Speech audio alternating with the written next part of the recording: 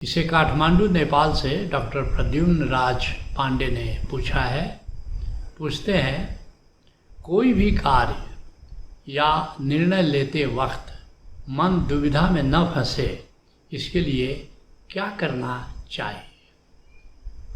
इसके लिए भी 5 मुख्य उपाय हम आपको बताना चाहेंगे।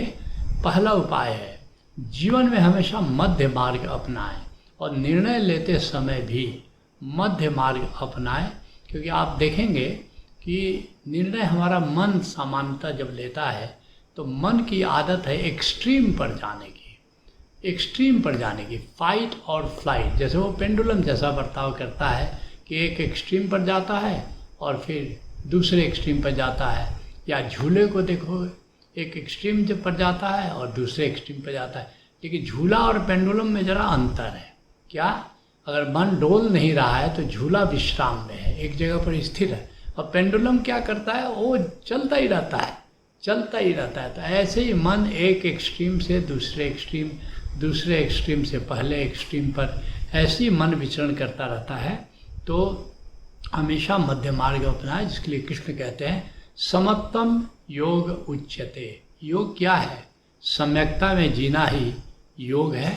इसलिए हमारा ऋषि भी कहता है अति सर्वत्र वर्जयेत, अति पर बिल्कुल नहीं जाए। तो जब भी आप निर्णय लेते हैं तो आप देखते हैं कि क्या कर सकते हैं। अगर कोई संकट आया है, किसी ने चुनौती दी है, तो आप सोचते हैं इसे लड़ें अब, और दूसरा कहे छोड़ो यार कौन लड़ता है। ये दोनों एक्सट्रीम की बातें होगी। लेकिन अगर आप ठीक से खोजेंगे तो कहीं ना कहीं इन दोनों से ऊपर एक मध्य में एक समाधान आता है। इसलिए जब मैं मध्य बात करता हूँ तो दोनों के बीच की बात करता हूँ तो एक ट्रायंगुलर हाइट की बात कर रहा हूँ।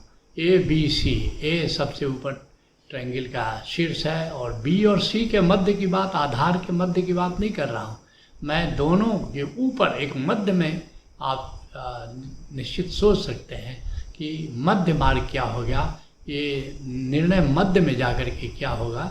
तो पहली बात तो ये कहना चाहूँगा कि हमेशा निर्णय लेते समय मध्य मार्ग अपनाएं।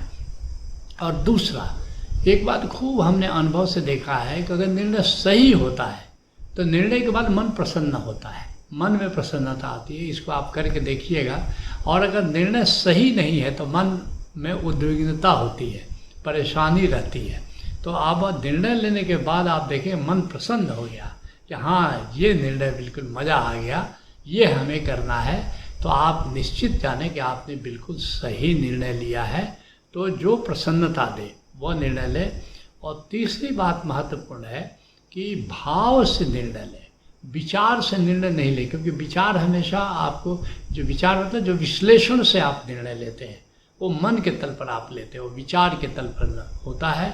और जैसा मैंने कहा कि विचार या मन हमेशा जो अति में ले जाता है, तो आप भीतर के फीलिंग से, भीतर के भाव से निर्णय लें तो वो निर्णय बड़ा इंट्यूटिव होता है और बड़े सबकॉन्शियस से वो निर्णय आता है। क्योंकि भाव हमेशा सबकॉन्शियस में होता है, हृदय के तल पर होता है, मन के तल पर नहीं होता है। लेकिन जो लोग विचार से निर्णय लेते हैं वो हमेशा ऐसे ही संशय में जीते हैं, दुविधा में जीते हैं। ओशो ने किर्केगार्ड की कहानी सुनाई है, आप में से बहुतों ने उस कहानी को पढ़ा होगा। जब वो युवा था तो एक युवती आती है, उससे कहती है आई लव यू।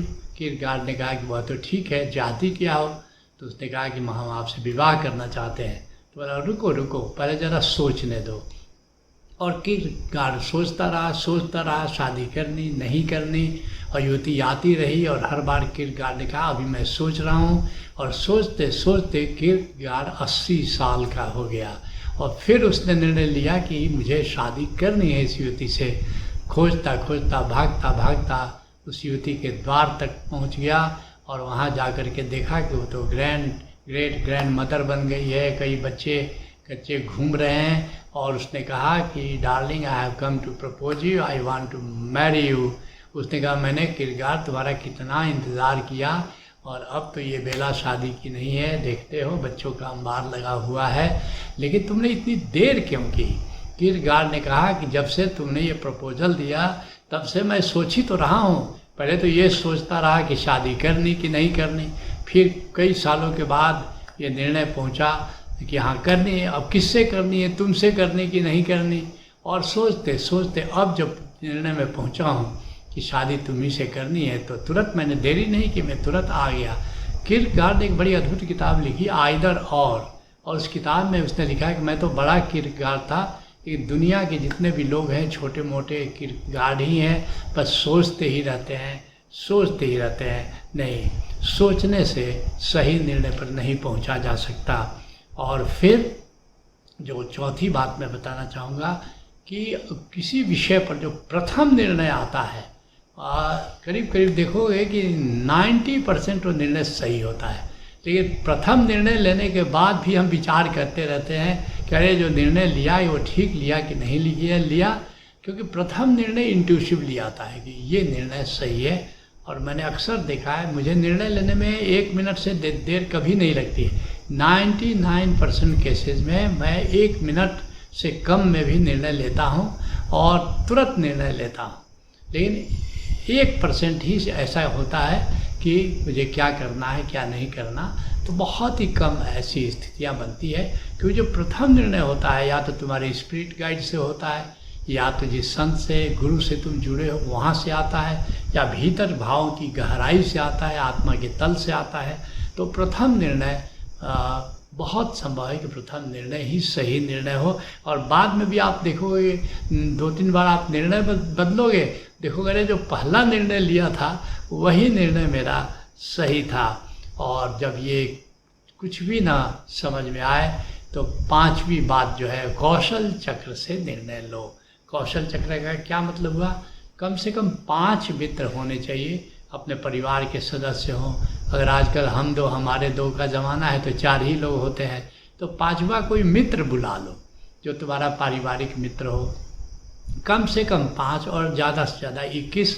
ओशोधारा में कौशल चक्र का खूब पालन होता है। लोग अपना संग मित्रों की कौशल चक्र बिठा करके उसमें निर्णय लेते हैं। तो कम से कम 5, अधिक से अधिक 21, ज़्यादा भी मित्र हो सकते हैं। और सर्वसहमति से जो निर्णय लेते हैं वही सही निर्णय होता है, क्योंकि 5 से ज़्यादा लोग जब सर्वसम्मति से निर्णय लेते हैं तो उस पर अस्तित्व का हस्ताक्षर हो जाता है। इसलिए हमारे यहाँ कहावत है, पंच परमेश्वर। 5 लोग सर्वसम्मति से जो निर्णय ले लेते हैं उस पर परमात्मा का हस्ताक्षर, इसलिए पंच को परमेश्वर कहा गया है। तो अगर ये 5 उपाय अगर आप अपनाते हैं तो फिर वह निर्णय सही होता है और आपके मन में कोई संशय या दुविधा नहीं होती है।